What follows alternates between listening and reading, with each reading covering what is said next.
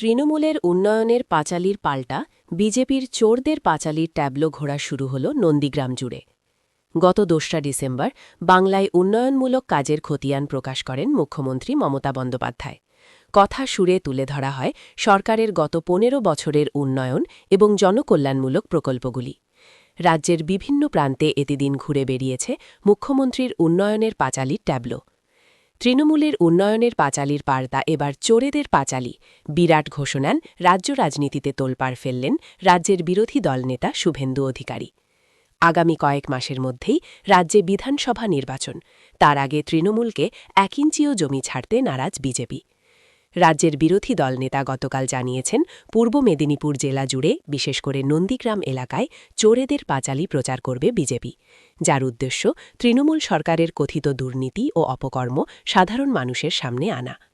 এই নিয়ে শুরু শাসক বিরোধী তরজা।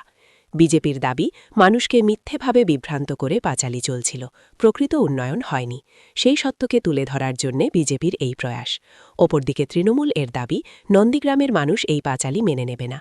গণতান্ত্রিকভাবে শুভেন্দু অধিকারীকে নন্দীগ্রামের মানুষ গদ্দার, বেঈমান, মির্জাপুর, বিশ্বাসঘাতক, বিভীষণ শুভেন্দু অধিকারী নন্দীগ্রামে 2026-এর বিধানসভা নির্বাচনে নন্দীগ্রামের মানুষ গণতান্ত্রিক হাত দিয়ে শুভেন্দু অধিকারীর বিশ্বাসঘাতকতার জিভ ছুঁড়ে ফেলবে।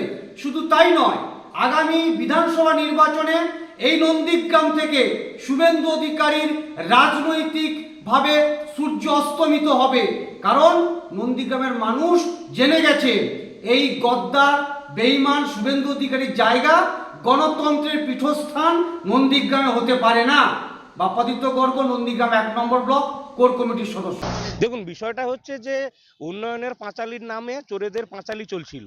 এবার সেখানে মানুষকে বিভ্রান্ত করা বা এই যে বর্ণনাহীন যে দুর্নীতি, সেই দুর্নীতির একটা মাইকিং চলছিল। তার বিরুদ্ধে প্রকৃত সত্যকে তুলে ধরার জন্য ভারতীয় জনতা পার্টি আমাদের প্রিয় বিধায়কের উদ্যোগে আমাদের প্রত্যেকটা অঞ্চলে 3টি করে ট্যাবলো এবং ভেকুটিয়া যেহেতু বড় অঞ্চল, ওখানে 5টি ট্যাবলো, মোট 32টি ট্যাবলো প্রত্যেকটা অঞ্চলে এদের এই যে চুরি দুর্নীতি এর বিরুদ্ধে যা যা প্রকৃত পশ্চিমবঙ্গের প্রকৃত ঘটনা, যে সত্যটা প্রত্যেকটা মানুষের জানার দরকার আছে, সেই সত্যটাকে তুলে ধরার জন্য আমাদের এই প্রয়াস। আমরা প্রত্যেকটা অঞ্চলে ট্যাবলো দিয়ে ওদের এই দুর্নীতির কাহিনীগুলো বর্ণনা করতে চাই।